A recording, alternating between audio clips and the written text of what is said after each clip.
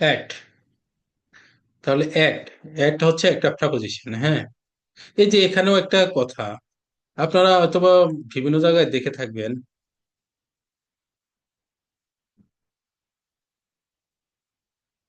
যে একটা রেক্টেঙ্গুলার শেপের হচ্ছে বক্স দিয়ে হচ্ছে প্রেপোজিশন বোঝানো হয়।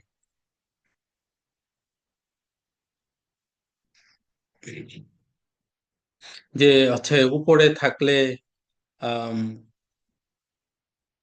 হচ্ছে ওভার বা ভাব, আপ, ভিতরে থাকলে ইন, বা ভিতরের দিকে আসতেছে ইনটু, বা বা পাশে থাকলে বিসাইড, নিচে থাকলে বিলো, এই যে এই বিষয়গুলা।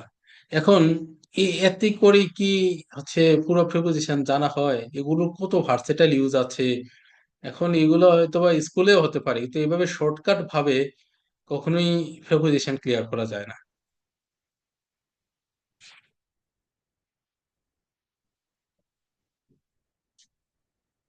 At,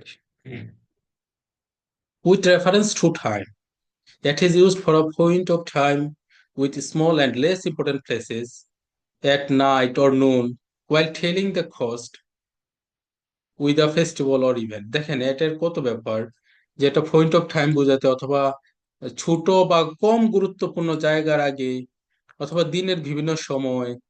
ওয়াইল, এটা হচ্ছে ওয়াইল, ওয়াইল টেলিং দ্য কস্ট, হচ্ছে খরচের কথা বলার সময়, অথবা ফেস্টিভ্যাল বা ইভেন্টের আগেও অ্যাড ব্যবহৃত হয়। হি কেম অ্যাট ডে ব্রেক, সে ভোরবেলা এসেছিল। এই যে দিনের একটা সময়, এটার আগে অ্যাড হলো। I was born at 2 o'clock, I live at Gulshan in Dhaka. এই যে এক্ষেত্রে ঢাকার তুলনায় গুলশান ছোট, তাই গুলশানের আগে অ্যাট, ঢাকার আগে ইন। তার মানে ছোট জায়গা, কম্পারেটিভলি ছোট জায়গার আগে অ্যাট হবে, বড় জায়গার আগে ইন হবে। I was at home at known or night.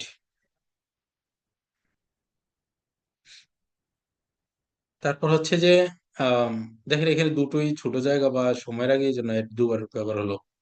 The fruit is selling at ঠিক 150 পার কেজি। এখানে হচ্ছে এই যে টাকার আগে, বোঝানোর আগে অ্যাট ব্যবহৃত হলো। I was, I will come home at Eidul Azha, এক্ষেত্রেও হচ্ছে ইভেন্টের আগে অ্যাট।